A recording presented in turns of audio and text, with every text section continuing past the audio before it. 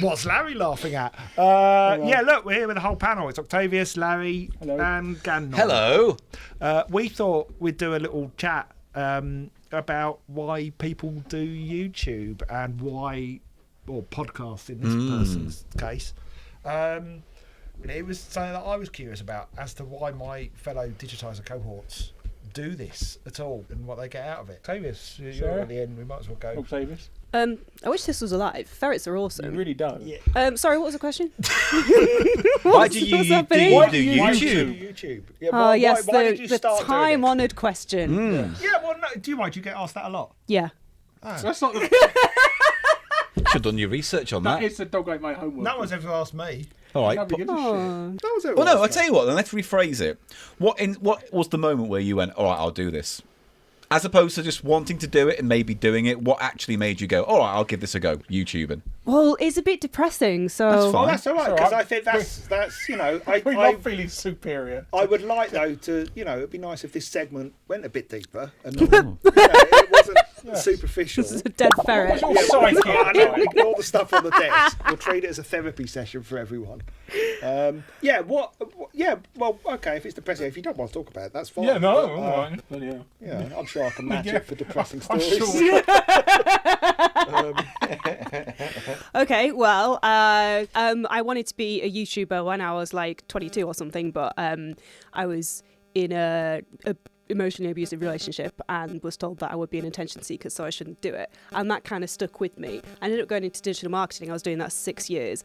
And then I got a really big sparkly job in London, and I started to just become more and more, I was already depressed, but then I started to become more and more depressed because it was very much a case of, I'd worked really hard to get to the position. I was getting paid a lot of money, but I was just lying to clients in order to make money for the agency, and was there a sense with that of wanting to have something that was for you if you were working for others a lot? It kind of, I think the problem was that it really felt like I had put my dreams aside, mostly because of what this ex-boyfriend had said to me about how still years later it was still something that I held on to. Yeah, no matter what I did. Brains are like that. Yeah, but then another part of it was the fact that I kind of felt like, because society says you're supposed to get a job, you're supposed to be an office worker or whatever, you're supposed to, just join the rat race and drudge on. It doesn't matter that you're depressed because everyone needs to have a proper job. So I felt like having a YouTuber isn't a proper job.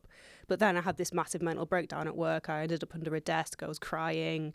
It just got all a bit too much because I had really big clients, but the clients were taken off me because I was basically being not very good at work.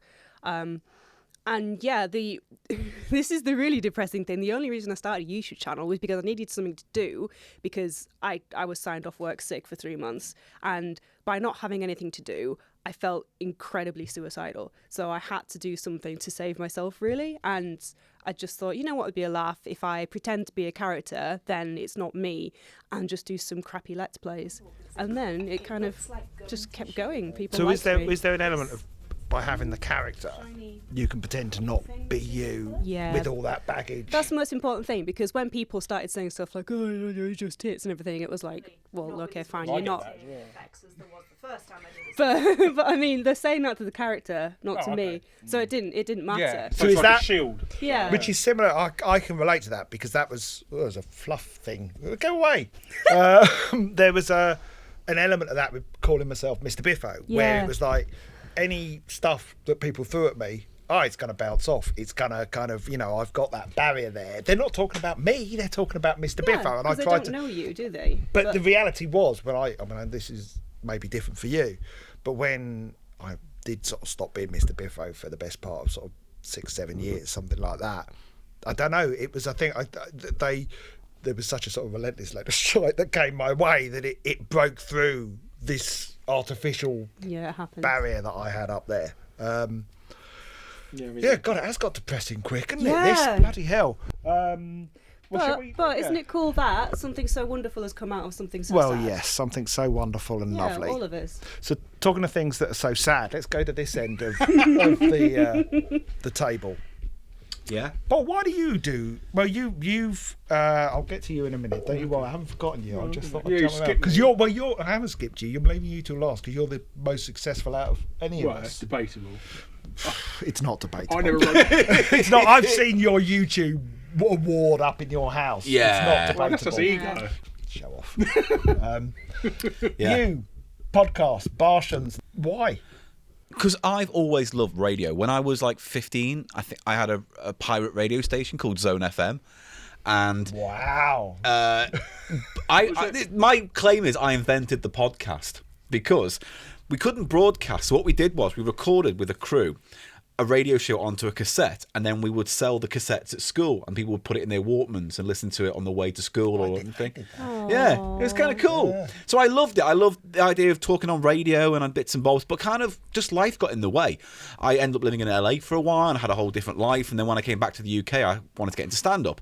That failed horribly because as much as I like comedy, I wasn't very good at stand-up, and I didn't ingratiate myself with other stand-ups well, because there's a certain type of cliquiness. I'm a geek and I'm proud, okay? Who in this room is happy to call themselves a geek? See, that's how geeks react. They just put their hands up, they don't really get involved. It all led to doing a solo show about ghost hunting, and again, my own suicide attempt and depression and coping with it, and how I married that with a passion of mine. And that led to a solo show that I did in Edinburgh. And even though the show was okay, kind of went away from that Edinburgh Fringe Festival going, oh, here's what I think now of stand-up. And it was like, this is not for me. Spent a year or so like just living in the wilderness, and then I got into podcasting simply because it was a way for me to carry on doing comedy but not dealing with the world of stand-up and stand-up comedians. No. And married my radio passion with the comedy performance. So I ended up getting a job at Celador Radio, working for a couple of DJs, working with people like Pat Sharp and stuff like that on breakfast shows. And I managed to use that insight and that access to technology and the studios and the links I was making to kind of start doing podcasts. And then that's how I got with Eli, and then that's how we Cheap Show got together. In 1957, Eli was found under a mushroom. People expected him to be a dead Papa Smurf. They were wrong. And Cheap Show's been going since then, since I lived in Southampton till now. It's like, sadly, the most successful thing I've ever been a part of is weirdly Cheap Show. And then that led to me meeting Stuart Ashen on projects like Richard Sandling's Perfect Movie. He brought me in to produce a podcast, which ended up becoming Bartians, which ended up going back to being a podcast. Ladies and gentlemen, welcome to another Cheap Show takeover of the Bartians. And what are we playing today, Mr. Silverman? Eli's Dirty Bucket. But that's kind of how it all worked. I ended up just associating with people and performers and saying, you've got a good identity, let's work with that on making a podcast or a live show. So that's how you did it, but why? Yeah. What is it to scratch a kind of performer itch? Yeah. Because I think the problem with stand-up is, like, when people say comedy, they just think of stand-up, but stand-up is slapstick. It's so many more things. It's sketch. But this whole industry now is led towards comedians and then panel shows, and anything else is a bonus. But then that's why you see Jimmy Carr in 17 shows a year and Dara O'Brien in 15 things a year, because his agents get involved, and that agency also has a production company, so they make the shows that their acts are in. And that's how the whole thing formulates. So for me, it was like, I need to scratch my performance itch. I like doing comedy. I don't like doing stand-up. Sketch never really worked out as successfully as I'd wished. So podcasting was a nice medium where I could do from week to week anything I wanted. Yeah. Without having to push it past a producer or push it. Creative freedom. Creative freedom that the audience ended up finding. And again, Bartians was a big reason why Cheap Show is the success that it is, because a lot of people found me and Eli and our relationship and dynamic through that. So now people come to Cheap Show and they go, oh, it's Cheap Show, it's Eli and Paul shouting at each other, but also finding weird stuff along the way. Yeah. So that was it. Okay, so it's a bit of creative freedom, a bit of like... Yeah, and I'm the happiest I've ever been doing it. What? And of course and it leading to Digitiser as well. Yeah, which is another great... No, exactly. So it's all been a nice kind of tumble downwards in a way where it's like, I thought I was climbing for a peak, but when I got to the peak, there was nothing there. So I've enjoyed the tumble down, doing all the stuff I've loved along the way. Smashing into rocks. Yeah, smashing into creative rocks, and then landing in a lovely bubbling pool at the bottom. Lovely. Yeah. What is it? A pool of? It's a pool of nectar. Sulphur. Is it No, that- it's nectar. That sailor bubble boy thing. It's matey. Matey, yes. It's a big foamy bath of matey. So Larry, you're a titan among I think we've lost Octavius to a He's stuffed he's the thing. ferret. I just noticed he's got adorable little paws, and I feel really sad that he's dead. Well, But he lives forever now. look. Yeah, He lives forever. Yeah. Is Now this how gets you want to be reminded? Gets to be a YouTuber now. YouTube titan. Hello. I don't know what you're doing slamming it on this. Oh, okay. So Well, why are you slamming it on this? What's in it for you? Blackmail mostly. No, come on, seriously. We've all I know, gone it's something there. to do. I think. I don't believe that. That is not Something it. to do. Something No, to do. well, That it is is. not It is. It's that YouTube is incredibly isolated, doing videos all the time on your own, Yeah. and that was really depressing. So just any excuse to get out. Every time you scratch that, it makes a loud noise. Yeah, that. Stop it. I like to fiddle. I know you like to fiddle, but have your sausage back. But just take your hands you off the go. table. I'll put Touch your the sausage sausage, down here. but leave it below the table. But bang it on the table. Yeah, like this. How's that? Yeah, that's good. Fine. So it gets you out of the house. It Yeah, gets you that's- kind of socialising. It's a social. Gives you a social element. Yeah, This. a little Ow. bit. Sorry. A little bit, yeah. So yeah, no, just like I said, it is incredibly isolated. Just being stuck indoors all the time. It's a case of cabin fever as well, and I was getting really depressed. So I mean, that's Really? something that Like, there's no point going there's a on. common thread here, though, isn't there? Of it being almost like a salve on kind of mental health and Well, look, from my point of view, what I'll say is this: like when I was going through therapy, like one of the therapists said to me, and it was the only thing that really stuck with me after all those hours of talking about myself to a stranger, was that she said, you treat depression as a comfort blanket, basically saying I'm not happy until I'm unhappy. Yeah. And when that struck with me, it was like, oh, I've got to keep this busy, because when this isn't busy, it goes to dark places. So like the more creative I can be, or the more busy I am, the less time I find myself in that dark hole. I think I'm quite similar to you in that respect. Because, Okay. I mean, during the time that I wasn't, I had a day job, and technically it's a creative day job. I'm writing scripts, but they're writing scripts for other people. It's not stuff for me, so I kind of get the whole creative So have you freedom not thing. done anything since Biffo Vision? How about you? Can you name me two birds? I mean, your own creativity. Well, yeah, I mean, I've written Pitching. kids' TV shows. Can I paint a cow, sir? If you want, Ash. Am I allowed to paint its udders? It's a squid.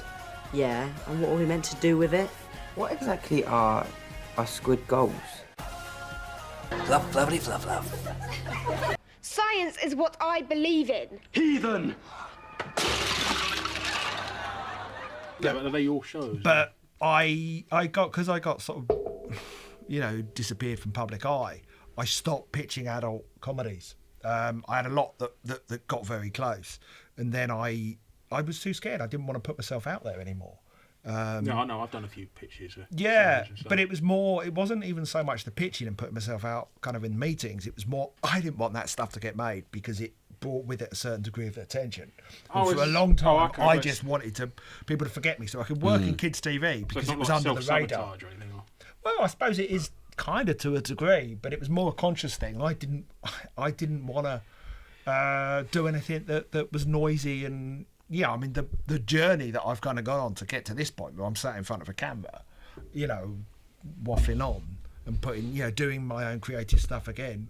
I mean, that was one hell of a, I never thought that would happen. And it was the day that I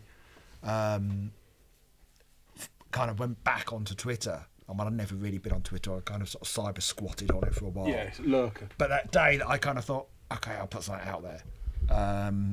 I was terrified. I mean, absolutely, profoundly terrified at kind of doing it again. But now that I've kind of, okay, no one's being too nasty to me, and I slowly got kind of my confidence back. And it is, for me, it's a mixture of I need to keep my brain busy. I need to be doing creative stuff that's for me. But then there's other stuff in it as well. It's like I love the research aspect. And I just love with editing, it's like painting. For me, it's like kind of my canvas. Yeah, really. It's like it's playing about with the possibilities. So what keeps you doing it? I mean, I know you're having a bit of a break at the moment, but I think it's my fans. I don't believe that I deserve them, and I don't quite understand why they watch my video. Like, it's weird. Having the amount of subscribers I have now genuinely freaks me out because what you want these it's days? like 20, it's more than 20,000 now. I don't know Cool. exactly what. Because I think, like, when I first discovered you, whatever it was, a year and a half ago, it was like 2,000, something like that. It was 1,200 when. So that's amazing. Insane. It's incredible, but that means that I have to actually produce good content, and I don't feel like I ever have done that. As well, so that's Yeah. another- But the interesting thing about that is that Don't touch the microphone. I know. Shut up, or I'll smack your sausage off. Right. It's on my The thigh, interesting right? thing about that, shut up, I'm making a point, is that you talk about that responsibility, and you think about quality control, but actually, what you tend to forget, and what I try and remind myself, is not to think too much about the process anymore, because whatever you've been doing and making to get you to this point and those followers are still going to be there for that exact tone and style and approach. If you start thinking about what they want or what they need, then you're not making shows for you anymore. So all you can do is head down, plow on. I know that. But no, it's not like a so criticism. shut up. It's not a criticism, but it is a thing like, yeah. oh, what do I do? Because they've been asking for this. Do I give them that? It's like, Well, that's the thing. Like, my fans are absolutely incredible. They're amazing. They don't ask for stuff. They don't demand stuff. Like, very, very rarely I will have someone message me upset because I never responded because they want attention. But obviously, you know, I can't. I can't do that. Apart from you, yeah. And I rarely get like photos of penises as well. That's really rare now. It's because you blocked me. Thank you. Again, thanks, Larry. You need to get it checked out. yeah. What about the other one? You've got two penises. That's not why I found it. One's on standby. Yeah. Bicock. Bicock. Substitution winning. I think the reason why it's so stressful is because now my patrons they pay my rent. Like that is my income. That is what I put on my tax return, and it just feels like awkward because it's a donation. You're obliged to. Yeah. Well, it's not that. It's more that I'm used to giving people invoices and then them paying me for work that I feel like I've done. Whereas with Patreon, it's kind of like they're just giving you donations because they like you in general and your show in general. They're not paying money for things. Well, yeah. But it's... Yeah, it took me a long time to kind of go, hard, this is okay. Well, it's like, you know, you're offering something, people are giving you money. It's like, but you know, it's not, you're not offering them, they're not, it's not a proper transaction. It's not like, here's this episode, and they go, oh, here's some money. Yeah. It's They're not that buying at a all. magazine in a shop or something. Yeah, I think it's a that. British thing to be very awkward about accepting money as well. Yeah. Yeah. Because you see how shameless all the American YouTubers are. Yeah. Like before they even say a thing on their video, it's like, before we go any further, here's an ad for Audible. Look at my tits, they're covered in money. And if you want to give me more money, yeah, my house, my witty thing. My game room's got slightly wet. Now Give me money. But it's a good point. They are shameless. Titty thing. We're shameless. We'll do anything for our 15 minutes of fame. You know Pet Shop Boys, that song? Yeah, never heard of them. No, I thought you were just making us a new No, theme that's tune. a song. I recognise it was a Pet Shop Boys, yeah. Shameless. We'll do anything. Can you make up another song that's not copyright? Winky? A Winky? No. See, I've lost my thread. Why do we do this? We're terrible. I'll tell you what, here's the question that haunts me. Where does it go from here? Because sometimes I think, I've been doing Cheap Show for 3 years and we're weekly now, and I want it to go on forever, but how long is forever and what do I do next? And should you go on forever? You'll play? I don't want to play with your sausage. Paul's making a point and you're playing with my Savaloy. But you know what I mean? It's like Yeah. things do have a shelf life. Things do change. I'm not saying it's going to be 2 years or 18 years, or whatever, but at some point, something will come along, Paul. I mean, it has done so far. Like Cheap Paul. Cheap Paul. Sheep podcast. Cheap Paul. Cheap Paul. That's You've been the to my next porn one. site. That's your porn site. There we go. That's the next step. Very large Welsh demographic. I'd do Stop that. rolling it. Do you have a game plan, or would you just like you to, just it to carry evolve. on? I don't have a game plan. I'm actually frightened about that. Cheap Show's a happy accident, and now that it's been going for a few years, and there's no sign of it like stopping anytime soon. But I do think, but what do I do? Things will evolve from it. You It'll will be change. okay. You'll change. You'll find something new. You'll experiment. That's what I did. Well, people keep asking me to do ghost hunting stuff, and I do want to do that, but it's a lot easier said than done, practically, and time and everything. Yeah, it's a lot more complicated than just you're dealing with other people as well, whereas I can just crack on and make stuff. Basically, when I started doing YouTube, my first series was that Games Yanks Can't Wank, about games that were never released in America, and that was all right. Nobody else has done it since as well, which is quite good. But my channel didn't take off until I started doing Fact Hunt, and people just loved that. So it's a case of evolving to seeing what works and what doesn't. Yeah. We should have talked about how we started. You did. Well, we did. No, you passed me, didn't you? So you'll never know. Larry, how did you start? Well, I know your story. We all know it, Larry. We all know it. What's my story then? You were born under a mushroom in a Dingley Dell. I was born and watching Rentigo. Papa Smurf brought you up to be a wise child. You started out on, things with Violet Berlin as a contestant? No, that was unrelated. Means that once more on penalties, we have to leave our challenger. So, Larry, have you enjoyed the game, though? Yeah, sure. How are you feeling? Chris. Well, I hope you're having a fun time anyway. Let's congratulate our... I didn't start. All right, well, how did you Violet, start? I'm 13-year-old's fancy turnage. Well, you had your own channel or show with Wes. Yeah, well... Hello there and welcome to the alternative review show, Review Mageddon. Yeah, we've got a real fun show for you this week, haven't we, Larry? It's all right. No, what it was we left when Game Network closed down. Right. We had nothing to do, so we come up with this idea of making video reviews for mobile phones. So, you know, the old clamshell phones that you can get things. And basically, we're going to talk to Game about putting up these codes that you could ring up the number and you get a review of the game before you buy it. Oh, that's a good idea now. Yeah, and this is long before YouTube existed as well. And basically we made a few because this company was interested in doing it with us. And basically we kept going to meetings and that, and they kept standing us up and that. So we got fed up with it and we stuck them on YouTube. And what, you got subscribers and then started making original content from there? Basically, and I joined Screw Attack, another website, gaming site, and that's how we started Games Yanks Can't Wank. And it's games that Yanks can't wank. See, I didn't know that. No, see, making up stuff. Well, that's weirdly where I first heard of you, from those videos. Because I was obsessed with those ideas of like how British things don't translate.